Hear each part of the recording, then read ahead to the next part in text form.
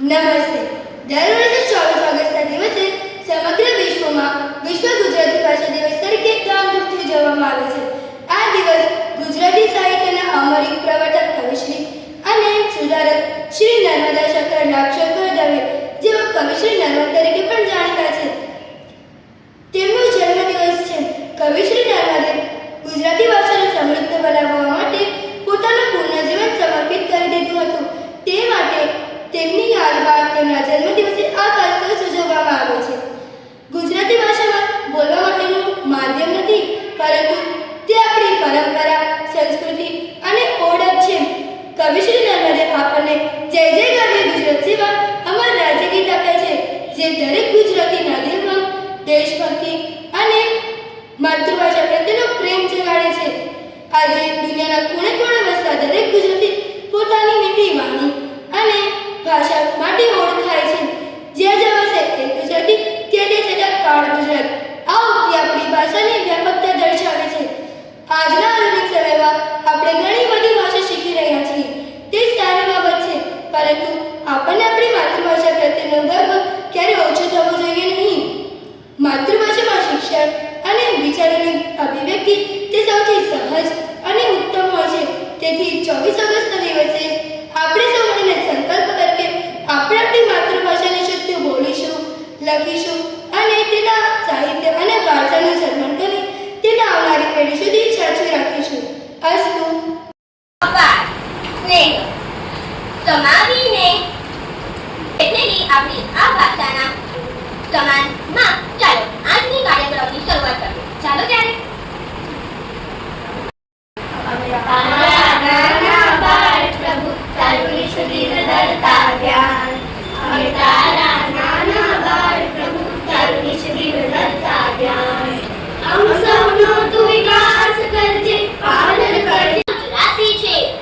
અંગ્રેજીમાં ગમે તેટલા મોડર્ન થઈને મમ્મી કે મધર કહીએ, પણ જ્યારે અચાનક પગમાં ખેબું વાગે ને ત્યારે મોંમાંથી મમ્મી કે મધર નહીં પણ હૈયાના ઊંડાણમાંથી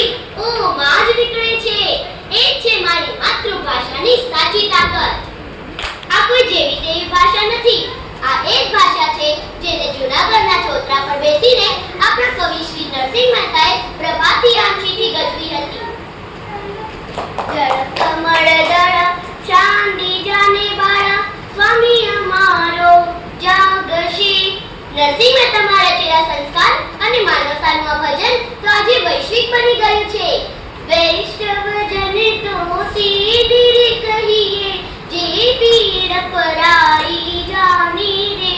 આ એ જ ભાષા છે જેમાં મીરાબાઈએ કૃષ્ણના પ્રેમની દીવાની થઈને ઝેરના પ્યાલા પીધા હતા અને અખાય છપ્પા સમાજ દ્વારા સમાજના કુરિવાજો પર ચાબખા માર્યા હતા, ચાબખા. અને યાદ કરો આપણા રાષ્ટ્રીય શાયર ઝવેરચંદ મેઘાણીને, જ્યારે તેઓ ડાયરામાં ઊભા થઈને શૌર્ય રસ રેડતા ને ત્યારે મરેલા માણસના લોહીમાં પણ ઉકાળો આવી જતો. ઘટમાં ઘોડા થનગને આતમ દિલજે પાંગ, અનડી ઠેલી ઓમ પર યૌવન માટે આવ. વાહ મેઘાણી વાહ! આચાની સાહિત્ય, લોકગીતો, દુઆ અને આચન આ બધું જ એક અનમોલ વારસો છે. પણ આજે મને એક વાતનો ખૂબ જ ઊંડો દુઃખ થાય છે કે આજે આપણે આધુનિકતાની આગની દોડમાં એવા તે ઘેરા થયા છે કે આપણે આપણી માતૃભાષાને ભૂલતા જઈએ છીએ. આજકાલના બાળકોને એ ફોર એપલ અને બોલતો ફટાફટ આવડે, પણ કમર ઢવે ઉભરાતી બળી માતૃભાષા મને ગુજરાતી. કવિ રમેશ શાહે પણ ગુજરાતના ગૌરવને વધારતા કહ્યું છે કે મારું ગુજરાત, મારું ગૌરવ, મારી ઓળખાણ. હું અંગ્રેજી કે બીજી ભાષાઓની વિરોધી નથી. દુનિયા સાથે કદમ મિલાવવા માટે બધી ભાષા ચોક્કસ શીખો, પણ પોતાની સગી જનેતા જેવી માને વટાવીને માસીને મોટી ન કરાય, સાહેબ ન જ કરાય. અન્ય ભાષાઓ આપણને રોજગાર આપશે, પણ આપણી માતૃભાષા એ તો આપણા આત્માનો અવાજ છે. ગુજરાતી સાહિત્યના ઊંડાણ દર્શાવતા કવિ મરીન્સની એક અમર પંક્તિ મને યાદ આવે છે. બસ એટલી સમજ મને પરવરદિગાર દે, સુખ જ્યારે જ્યાં મળે ત્યાં બધાના વિચાર દે. જ્યાં સુધી આકાશમાં મિત્રો, આજે આપણે ગુજરાતી ભાષા વિશે વાત કરીએ. ગુજરાતી ભાષા આપણા માટે કેટલી મહત્વની છે? કાવ્યા, ગુજરાતી ભાષા તો આપણી માતૃભાષા છે. આપણે ઘરમાં માતા પિતા અને પરિવાર સાથે ગુજરાતી ભાષામાં જ વાત કરીએ છીએ. હેતલ, માત્ર વાતચીત માટે જ નહીં, ગુજરાતી ભાષામાં આપણો ઇતિહાસ, સંસ્કૃત, પરંપરા, લોક સાહિત્ય અને લાગણીઓ પણ સચવાયેલી છે. ગુજરાતી ભાષા પ્રવેશ કરે છે. દીકરીઓ, તમે મારા વિશે વાત કરો છો તે સાંભળી મને ખૂબ જ આનંદ થયો. મીરા, તમે કહો અમારી ગુજરાતી ભાષા.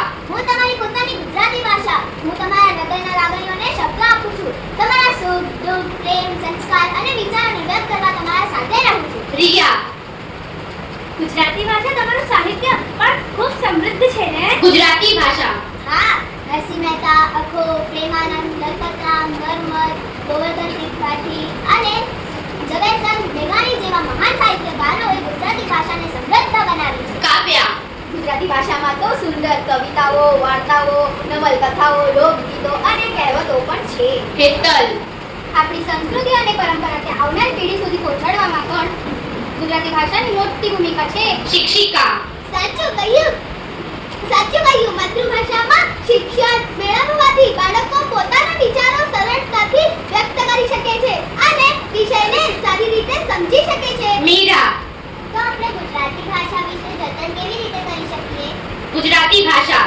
ગુજરાતી પુસ્તકો વાંચો, શુદ્ધ ગુજરાતી બોલવામાં પ્રયત્ન કરો, ગુજરાતી લખો, ગુજરાતી સાહિત્યકારોને જાણો અને પોતાની માતૃભાષાને પ્રત્યે ગૌરવ રાખો.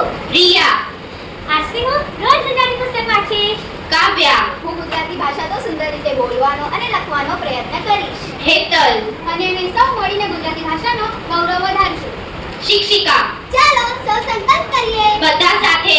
ગુજરાતી મારી માતૃભાષા, ગુજરાતી મારી ઓળખ, ગુજરાતી મારી સંસ્કૃતિ, ગુજરાતી મારું ગૌરવ. ગુજરાતી ભાષા.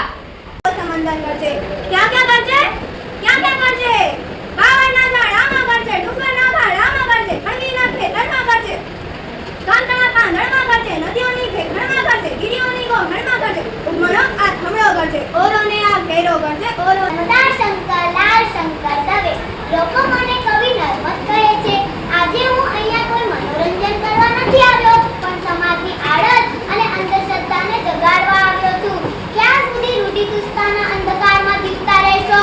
ઉઠો, જાગો, પરિવર્તનના સૂરજ તરફ આગળ વધો.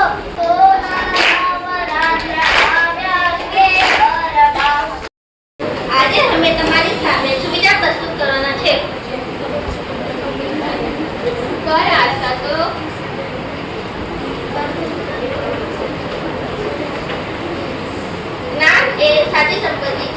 હિંમત ક્યારે ન હારે. જેમ વૃક્ષ નમે છે તેનો ઉપર કાતર જ છે. એવી કઈ ચીજ છે જેને આપણે ખાઈએ છીએ પણ જોઈ શકતા નથી? એનો તને ઉત્તર ખબર છે? મને લાગે છે તેનો ઉત્તર હશે ઠોકર. સાચું છે, એનો ઉત્તર છે ટોકર. એવું તો શું છે જેને આપણે તોડીએ તો છીએ પણ તોડ્યા પછી આપણે એને સંભાળી નથી શકતા? અને એનો ઉત્તર તો ખબર જ હશે. એનો ઉત્તર ભરોસો છે. સાચું છે. ગુલાબો રે ગુલાબો કનીમાં હે ગુલાબો ગુલાબો રે ગુલાબો કનીમાં હે ગુલાબો રે ગુલાબો કનીમાં હે ગુલાબો કનીમાં રે ગુલાબો રે કનીમાં રે ગુલાબો રે કાકી રે ગુલાબો રે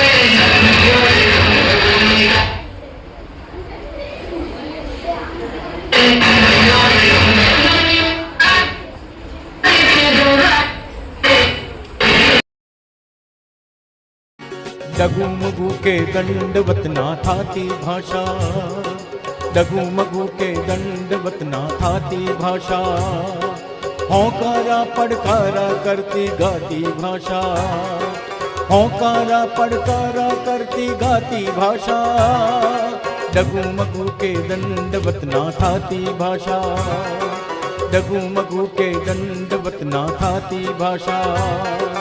हूँ बोलूं तो भाभड़बूती भूल भरेली, हूँ बोलूं तो भाभड़बूती भूल भरेली, तू बोले तो केवी आ शर्माती भाषा, तू बोले तो केवी आ शर्माती भाषा, डगू के दंडवत ना थाती भाषा, डगू के दंडवत ना थाती भाषा।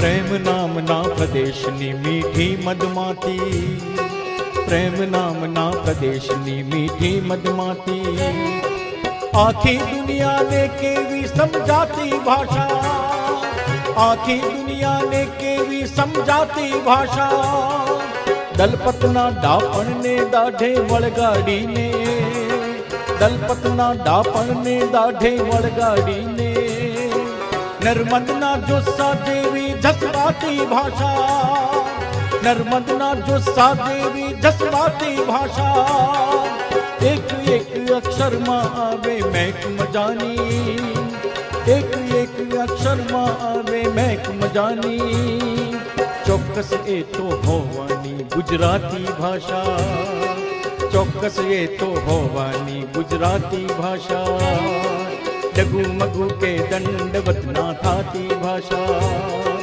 डगू के दंडवत ना थाती भाषा, होकारा पड़कारा करती गाती भाषा, होकारा पड़कारा करती गाती भाषा, डगू